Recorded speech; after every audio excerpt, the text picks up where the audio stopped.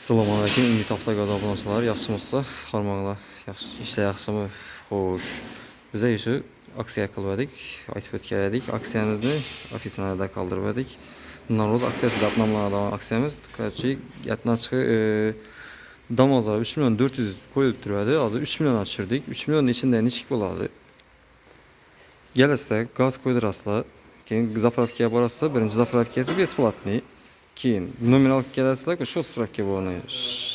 Nominal kelgandan keyin sug'urtasan besplatniy bo'ladi. O'zimizning budjetimizdan bo'ladi, o'zimiz nomimizdan bo'ladi.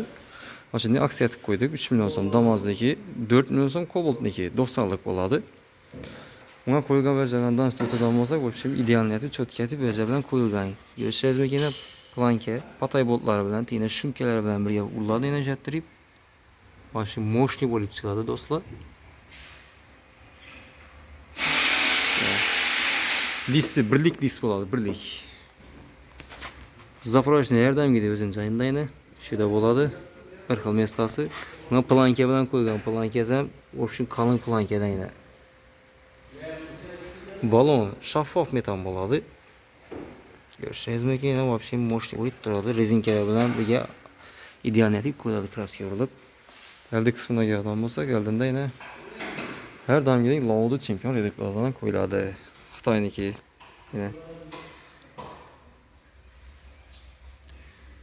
Görüşeceğiz mümkün. Montajına itibar barası, müez akkuratni idealni bu, ben müez özünün joyunda duradi. Bir narsa lishni bu, bir yanda yatqani yo'q. Keyin kulchatimdan keladigan bo'lsak, 301 kulchatir bo'ladi. Avtomatik kulchatir, gazda, benzinda yuradi, bir de svitlar yanib turadi. Chekdan gaz tasavvurida ko'rsatib turadi, tomonini ko'rsatib turadi. Yine ko'rsatamiz yine.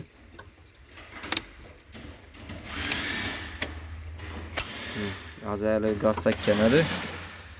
Xo'sh, mashina shot spravka, hali masla mashina kilometr edi.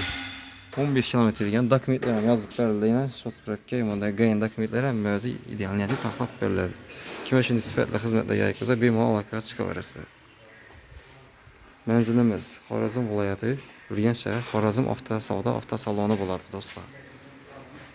Hozir bu damoz bo'ldi, yana aksiyadagi damozimiz. Bunda yine kobolt tuttu. Kobolt ham hozir gaz qilib qolsa, o'shatda tuttu. Kelaverasizlar shuni, kim shunday xizmatlar bo'lsa, bemalol aloqaga chiqaverasizlar.